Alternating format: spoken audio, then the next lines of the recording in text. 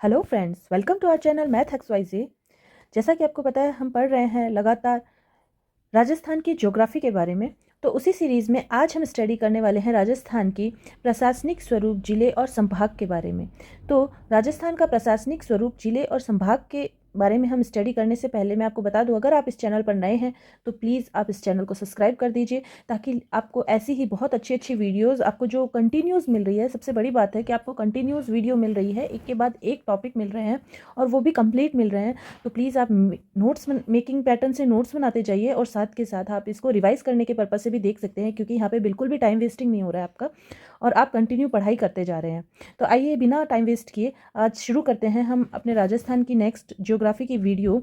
और इसमें हम पढ़ रहे हैं राजस्थान का प्रशासनिक स्वरूप, जिले और संभाग। तो राजस्थान का प्रशासनिक स्वरूप, वैसे तो हम इसे एकीकरण में बहुत ही अच्छे से और पूरी डिटेल में पढ़ेंगे, लेकिन अभी हम देखते हैं कि जब हमारा देश आज़ाद होने वाला था ना, उस समय हमारे राजस्थान में 19 देसी रियासतें, 3 ठिकाने और 1 केंद्र शासित प्रदेश था। बहुत ही इम्पॉर्टेंट पॉइंट है ये कि हमारे जो राजस्थान में जब हमारा देश आज़ाद होने वाला था, तब कितनी रियासतें थी? 19 रियासतें थी, 3 ठिकाने थे, 1 केंद्र शासित प्रदेश था। तत्कालीन गृह मंत्री सरदार वल्लभ भाई पटेल इन को देसी रियासतों को देश में मिलाने का कार्य सौंपा गया था, और इस प्रकार राज्य के एकीकरण का कार्य 17-18 मार्च 1948 को प्रारंभ हुआ, जो 7 चरणों में 8 वर्ष 7 माह 14 दिन तक चला और 1 नवंबर 1956 को संपन्न हुआ। तो हमारे राजस्थान का जो एकीकरण हुआ था, तो एकीकरण में सबसे मेन जो भूमिका निभा रहे थे वो थे सरदार वल्लभ भाई पटेल। सारी रियासतों के जितने भी राजा थे, सबसे बात करके, और इन्होंने ही सबको भारत में विलय होने के लिए राजी किया था। और बहुत सारे एकीकरण का जो पूरा प्रोसेस है, उसकी बहुत सारी घटनाएं हैं जो हम उसमें एकीकरण पढ़ते समय विस्तृत रूप से पढ़ेंगे। लेकिन अभी आपको ये ध्यान रखना है कि यहाँ पे जब हमारा देश आज़ाद हो रहा था, तब 19 रियासतें, 3 ठिकाने और 1 केंद्र शासित प्रदेश था, और मुख्य भूमिका जो निभा रहे थे हमारे तत्कालीन गृह मंत्री सरदार वल्लभ भाई पटेल निभा रहे थे। और ये जो एकीकरण शुरू हुआ था वो 18 मार्च से शुरू हुआ था, लेकिन 17-18 मार्च इसको माना जाता है। जो भी डेट आपके एग्जाम में आए आप उसको टिक कर लेना। तो 18 मार्च 1948 से प्रारंभ हुआ था, जो 7 चरणों में पूरा हुआ था, और 8 वर्ष 7 माह और 14 दिन तक चलने के बाद 1 नवंबर 1956 को संपन्न हुआ। तो क्वेश्चन आएगा कि आधुनिक स्वरूप जो है राजस्थान का तब कब आया था? तो हमारा आंसर होता है 1 नवंबर 1956 को। जो हमें अभी जैसा राजस्थान दिखाई दे रहा है, वैसा 1 नवंबर 1956 को राजस्थान का आधुनिक स्वरूप बना था। तो पूर्ण एकीकरण के बाद राजस्थान में समय समय पर विभिन्न जिलों के निर्माण हुए, क्योंकि आपको पता है कि आज़ादी के समय तो कितने रियासतें थी? सिर्फ 19 रियासतें थी। धीरे धीरे करके हमारे बहुत सारे जिलों का निर्माण जो है उसके बाद होता चला गया। तो 1 नवंबर 1956 को एकमात्र केंद्र शासित प्रदेश जो था अजमेर मेरवाड़ा, इसको मिलाया गया था। सबसे लास्ट में जो हमारे एकीकरण के लास्ट चरण में जो प्रदेश मिलाया गया था वो था अजमेर मेरवाड़ा। और इसको कब मिलाया गया था? 26वां जिला बनाया गया था हमारा। इससे पहले हमारे 25 जिले बन चुके थे, और ये कौन सा जिला बना था? अजमेर मेरवाड़ा 26वां जिला बना था, और इस प्रकार अजमेर को राज्य का 26वां जिला बनाया गया। 27वां जिला हमारा बना था धौलपुर। ये नए जिले बने हैं, जो एकीकरण के बाद जो बने नए जिले हैं वो हैं, और ये बहुत ज़्यादा इंपॉर्टेंट है, क्योंकि बाकी जो जिले बने थे ना, वो सब एकीकरण के समय ही बन गए थे। 1 नवंबर 1956 तक वो कंप्लीट बन गए थे 25 जिले। लेकिन जो ये नए बने हुए जिले हैं ना, इनको याद रखना बहुत इंपॉर्टेंट है। तो 27वां जिला जो बना था वो हमारा धौलपुर बना था, 15 अगस्त 1982 को बना था। 28वां जिला बना था हमारा बारा बना था, वो बना था 10 अप्रैल 1991 को। 29वां जिला बना था दौसा, 10 अप्रैल 1991 को। 30वां जिला बना था राजसमंद, 10 अप्रैल 1991 को। 31वां जिला बना था हनुमानगढ़, 12 जुलाई 1994 को। 32वां जिला बना था करौली, जो बना था 19 जुलाई 1997 को। और 33वां जिला बना था प्रतापगढ़, 26 जनवरी 2008 को। याद रखना इतना कोई मुश्किल नहीं है, इसे इजीली याद रखा जा सकता है कि धौलपुर जो बना था वो 15 अगस्त 1982 को बना था। उसके बाद बारा, दौसा और राजसमंद, ये तीनों जिले जो है 91 में बने थे। सेम डेट है 10 अप्रैल 91, ये तीनों जिले एक साथ बने थे। उसके बाद जो 31वां जिला बना था हनुमानगढ़, हनुमानगढ़ बना था 94 में, करौली बना था 97 में, और प्रतापगढ़ बना था वसुंधरा राजे के टाइम पे 2008 में। ठीक है। जो बारा बनाया गया था वो कोटा से अलग करके बनाया गया था। दौसा को बनाया गया था जयपुर से अलग करके। उदयपुर से अलग करके राजसमंद को बनाया गया था। गंगानगर से अलग करके हनुमानगढ़ को बनाया गया था, और करौली से अलग कर सवाई माधोपुर से अलग करके करौली को बनाया गया था। ठीक है। और ये जो जिले बने थे किसकी सिफारिश पे? परमेश्वर चंद्र कमेटी की सिफारिश के अंतर्गत चित्तौड़गढ़, उदयपुर और बांसवाड़ा की 5 तहसीलों को मिलाकर बनाया गया था। कौन सा जिला? प्रतापगढ़ जिला। कौन सी कमेटी थी? परमेश्वर चंद्र कमेटी की सिफारिश के अंतर्गत चित्तौड़गढ़ से, उदयपुर से और बांसवाड़ा की 5 तहसीलों से बनाया गया था। तो ये आपकी कमेटी का नाम जो होता है हमेशा इंपॉर्टेंट होता है, आपको सारी कमेटियों के नाम जो है याद रखने चाहिए। अच्छा, अब ये जो क्रम है वो भी इंपॉर्टेंट है, वैसे याद नहीं रहेगा, अगर रह जाएगा तो बहुत अच्छी बात है। तो हमारा जो एकीकरण कंप्लीट हुआ था उसमें पहला नया जिला बना था अजमेर, उसके बाद जो 26वां था फिर बना था धौलपुर, फिर बारां, दौसा, राजसमंद, हनुमानगढ़, करौली और प्रतापगढ़। अगर आप इसको ट्रिक से याद करना चाहते हैं तो यहाँ पे ट्रिक भी लिखी हुई है, आधो बादो के राज पर हनुमान का प्रताप। ठीक है, अ से अजमेर हो जाएगा, धो से धौलपुर हो जाएगा, बा से बारह हो जाएगा, दो आधो और बादो, दो से दोषा हो जाएगा, के से कुछ नहीं है यहाँ पे, राज से हो जाएगा राजसमंद, पर हनुमान, हनुमान से हो जाएगा हनुमानगढ़, का से हो जाएगा करौली और प्रताप, लास्ट वर्ड आता है यहाँ पे प्रताप, प्रताप से प्रतापगढ़ हो जाएगा। तो आधो बादो के राज पर हनुमान का प्रताप। तो इस तरह से आप इसको याद रख सकते हैं। नेक्स्ट हम पढ़ते हैं प्रतापगढ़ का गठन। चित्तौड़गढ़ के प्रतापगढ़, छोटी सादड़ी और आरनोद, उदयपुर के धरियावाद और बांसवाड़ा के पीपल खूंट क्षेत्रों से मिलकर किया गया था। जो प्रतापगढ़ का जो गठन हुआ था वो बहुत सारे, जैसे चित्तौड़गढ़, उदयपुर और बांसवाड़ा के अलग अलग गांवों को मिला के प्रतापगढ़ का गठन किया गया था। प्रतापगढ़ 4 उपखंड प्रतापगढ़, अरनोद, छोटी सादड़ी और धरियावाद है। जो 5 तहसीलें प्रतापगढ़, छोटी सादड़ी, अरनोद, धरियावाद, पीपलखूंट और ये इन जिलों की आवश्यकता के लिए गठित समिति अपने अपनी रिपोर्ट 2017 में सरकार को सौंपी थी और 5 नए जिलों की आवश्यकता पर बल दिया था।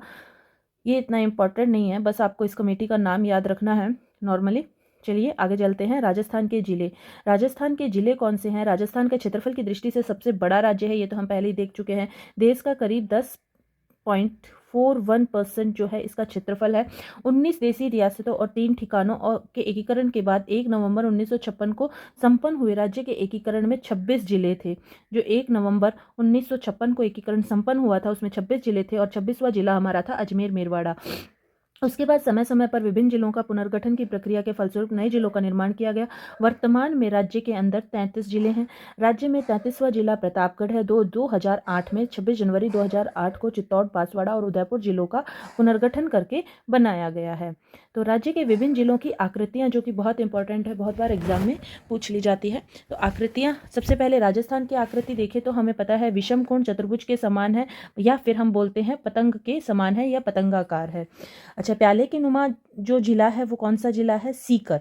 अच्छा, सीकर, झालावाड़, दौसा आदि जिले धनुष आकृति में विस्तृत है। अगर इन तीनों जिलों की आकृति को देखें तो ये तीनों जिले धनुषाकार आकृति में विस्तृत है। त्रिभुजाकार आकृति में हमारा है डूंगरपुर और अजमेर। डूंगरपुर और अजमेर जिला जो है वो कैसा है? त्रिभुजाकार आकृति में स्थित है। चित्तौड़गढ़ जिले के प्रमुख भाग इल्ली के आकार का कैटरपिलर जैसा है और दूसरा छोटे वाला भैंसरोडगढ़ भाग घोड़े के नाल के जैसा है। तो मैंने आपको दिखाया था कल ही मैप में कि चित्तौड़गढ़ जो है थोड़ा सा खंडित है, एक भाग घोड़े के नाल के जैसा है और एक इल्ली के जैसा है।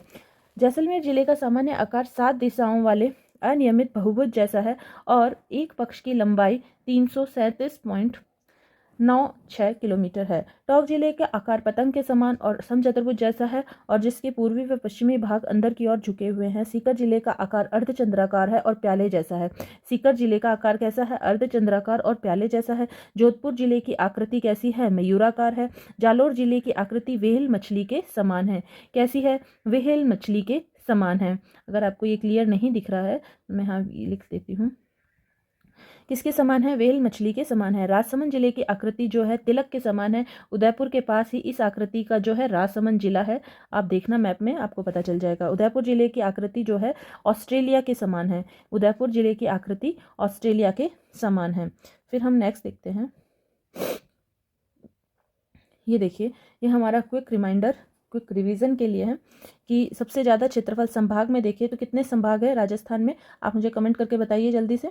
क्षेत्रफल अगर देखिए तो सर्वाधिक क्षेत्रफल जोधपुर का और न्यूनतम क्षेत्रफल भरतपुर का। जनसंख्या देखें तो सर्वाधिक जनसंख्या जयपुर की और न्यूनतम जनसंख्या कोटा की। ये हम संभाग के तौर पर देख रहे हैं ना, वैसे कोटा की जनसंख्या न्यूनतम नहीं है, लेकिन यहाँ पे मैं कह रही हूँ संभाग, कोटा संभाग जो है पूरा, उसकी अगर जनसंख्या की बात करें तो उसकी बात हो रही है। जनसंख्या घनत्व जयपुर का सर्वाधिक है और जोधपुर का सबसे कम है। लिंगानुपात देखें तो उदयपुर का सर्वाधिक है, भरतपुर का लिंगानुपात सबसे कम है। अनुसूचित जाति की संख्या अगर देखें तो जयपुर की सबसे ज़्यादा है और उदयपुर की सबसे कम है। और अनुसूचित जनजाति, इसमें बड़ा कन्फ्यूज़न होता है बच्चों को, ये होती है अनुसूचित जाति यानी SC और ये होती है अनुसूचित जनजाति यानी ST। SC की जनसंख्या जयपुर में सबसे ज़्यादा है और उदयपुर में सबसे कम है। क्योंकि उदयपुर में कौन ज़्यादा है, उदयपुर में ST ज़्यादा है यानी अनुसूचित जनजाति जो है उदयपुर में सबसे ज़्यादा है और बीकानेर में सबसे कम है, क्योंकि बीकानेर और जयपुर के साइड में अनुसूचित जाति ज़्यादा है। ठीक है। नदियाँ, कोटा संभाग में सबसे ज़्यादा नदियाँ हैं और बीकानेर और चूरू संभाग में सबसे, बीकानेर और चूरू, वैसे बीकानेर में ही आ जाता है चूरू, अगर संभाग की बात की जाए तो बीकानेर में सबसे कम नदियाँ या नदी है ही नहीं वहाँ तो। अच्छा, कांठल प्रदेश, कांठल प्रदेश कौन सा होता है, अगर आप मैप में देखोगे तो प्रतापगढ़ के आसपास का जो क्षेत्र होता है उसे हम कांठल प्रदेश के नाम से जानते हैं, जो क्या होता है, माही नदी, जहाँ से माही नदी का प्रवाह होता है, माही नदी के आसपास के जो किनारे वाले भाग होते हैं उसको कांठल प्रदेश बोलते हैं। मेवल क्या है, मेवल बांसवाड़ा और डूंगरपुर के मध्य के भूभाग है। मेव डूंगर या पहाड़ी स्थित होने के कारण है। गिरवा, उदयपुर के आसपास जो तस्तरी नुमा पहाड़ियां हैं उसको गिरवा कहते हैं और ये इनका अर्थ होता है, गिरवा का जो अर्थ होता है वो होता है पहाड़ी की मेखला। तो गिरवा जो कहाँ है, ये है उदयपुर में। जो कैसी पहाड़ियाँ हैं, तस्तुरी नुमा। ठीक है। छप्पन का मैदान, प्रतापगढ़ और बांसवाड़ा के मध्य के भूभाग को छप्पन का मैदान कहते हैं। इस भूभाग को छप्पन का मैदान इसलिए कहते हैं क्योंकि ये जो 56 गांवों और नदी नालों का जो समूह है इसको छप्पन का मैदान कहते हैं। भौमट, भौमट क्या है, डूंगरपुर पूर्वी सिरोही और उदयपुर जिलों का आदिवासी बाहुल्य अरावली पर्वतीय क्षेत्र भौमट कहलाता है। शेखावटी क्या है, झुंझुनू, चूरू और सीकर जिले को शेखावटी नाम से जानते हैं। इसको तोरावाटी, यहाँ पे तोरावाटी भाषा बोली जाती है इसलिए इसको तोरावाटी भी कहते हैं। देशहरो, ये भी जगरा उदयपुर की जो पहाड़ियाँ है जो हमेशा हरी भरी रहती है, पूरे साल हरी भरी रहती है, इसलिए इन पहाड़ियों को, जो जगरा उदयपुर में जो पहाड़ियाँ हैं और रागा सिरोही में, ये हमेशा हरी भरी रहती है इसलिए इनको देशहरो कहा जाता है। उसके बाद हम पढ़ेंगे ढूढ़ाड़। ढूढ़ाड़, जयपुर के आसपास ढूंढ नदी बहती है तो इसके समीपवर्ती इलाके को क्या बोल देते हैं, ढूढ़ाड़। क्योंकि जयपुर के आसपास कौन सी नदी है, ढूंढ नदी है और इसके आसपास के इलाके को हम बोलते हैं ढूढ़ाड़। और यहाँ पे जो बोले जाने वाली भाषा है उसको भी ढूढ़ाड़ी भाषा बोलते हैं। ऊपरमाल का पठार, ऊपरमाल का पठार भीलवाड़ा के आसपास का जो क्षेत्र है उसको ऊपरमाल का पठार कहते हैं। भीलवाड़ा जिले के मध्य और पूर्वी भाग और चित्तौड़गढ़ जिले के भैंसरोडगढ़ तहसील, बूंदी जिले के पश्चिमी भाग को हम ऊपरमाल कहते हैं। मुख्य रूप से भैंसरोडगढ़, चित्तौड़गढ़ और बिजोलिया भीलवाड़ा के मध्य का भूभाग होता है। तो ऊपरमाल का पठार बहुत इंपॉर्टेंट होएगा क्योंकि यहाँ पे ही बिजोलिया किसान आंदोलन जब चलेगा तब ये जो पठार है यहीं पे वो किसान आंदोलन हो रहा होता है। मुख्य रूप से भैंसरोडगढ़ व बिजोलिया के मध्य का भूभाग ऊपरमाल का पठार कहलाता है। मत्स्य प्रदेश अलवर वाला है। अलवर, भरतपुर, धौलपुर और कलौरी जिले का पूर्वी भाग, ये कौन सा प्रदेश है, मत्स्य प्रदेश। मेवात कौन सा है, भरतपुर और अलवर। मेवात कौन सा है, भरतपुर और अलवर का क्षेत्र मेवात कहलाता है। मांड प्रदेश, मांड प्रदेश कौन सा है, जैसलमेर और उसके आसपास का क्षेत्र मांड प्रदेश कहलाता है। मेवाड़ प्रदेश, भीलवाड़ा, चित्तौड़गढ़, राजसमंद, उदयपुर, ये सारा मेवाड़ प्रदेश कहलाता है। हाड़ौती प्रदेश कौन सा है, कोटा और बारा वाला, बूंदी और झालावाड़। कोटा, बारा, बूंदी, झालावाड़ वाला प्रदेश हाड़ौती प्रदेश कहलाता है। वागड़ प्रदेश, डूंगरपुर और बांसवाड़ा। एक होता है वागड़, एक होता है बागड़। बागड़ होता है ऊपर वाला जो हमारे ये सीकर और चूरू और इस साइड का जो भाग आ जाता है वो कहलाता है। लेकिन ये वागड़ जिसमें नीचे बिंदी आती है ये वाला कौन सा भाग होता है, डूंगरपुर और बांसवाड़ा वाला। डांग प्रदेश कौन सा होता है, करौली और सवाई माधोपुर और धौलपुर भाग। मालवा प्रदेश, प्रतापगढ़ और झालावाड़ भाग।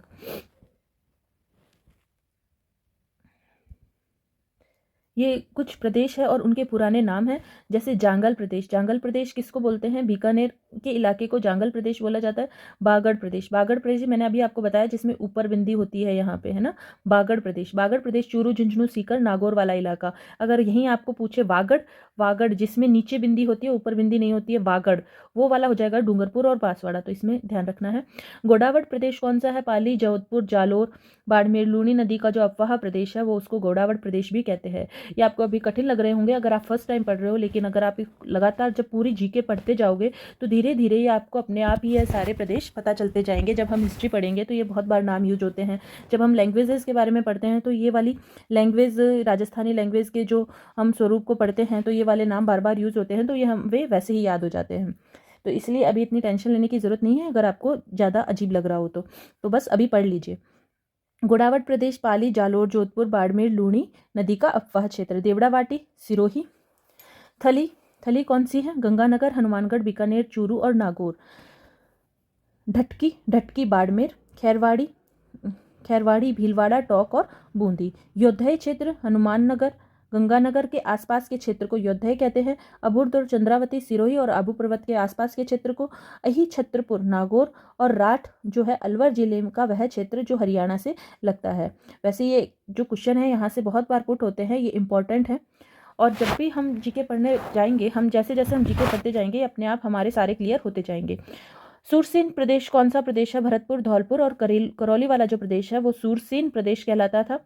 ये जो नाम है सूरसेन, जांगल प्रदेश, वागड़, ये सब इनके पुराने नाम हैं, सारे पुराने नाम हैं। मरुवाड़ और मारवाड़ ये जोधपुर के आसपास के क्षेत्र को बोलते थे। खैराड़ और माल खैराड़ भीलवाड़ा जिले के जहाजपुर तहसील और अधिकांश टोंक जिले के भाग को हम क्या बोलते थे? खैराड़ व माल खैराड़ बोलते थे। शिवी और मेदपाट उदयपुर और चित्तौड़गढ़ के भाग को बोलते थे मालवा देश। प्रतापगढ़, झालावाड़ और बांसवाड़ा के भाग को मालवा देश कहते थे। माल प्रदेश दक्षिणी पूर्वी पठारी प्रदेश है हमारा। साल्व देश अलवर का इलाका आ गया। मलानी, बाड़मेर और जालोर के क्षेत्र को मलानी कहते हैं। मैरू प्रदेश अलावली और अरावली का पर्वतीय क्षेत्र और गुजरातरा जोधपुर का दक्षिणी भाग और सपादलक्स ये सांभर के आसपास का क्षेत्र जो है सपादलक्स कहलाता था। तो फ्रेंड्स, इस तरह से हमने ये सभी जो प्राचीन नाम हैं हमारे राजस्थान के इलाकों के, ये सब हम देख चुके हैं और आप इसको एक बार वापस से क्विक रिवाइज कर लीजिएगा। तो आज के लिए बस इतना ही, मिलते हैं नेक्स्ट वीडियो में। Thank you so much, keep studying.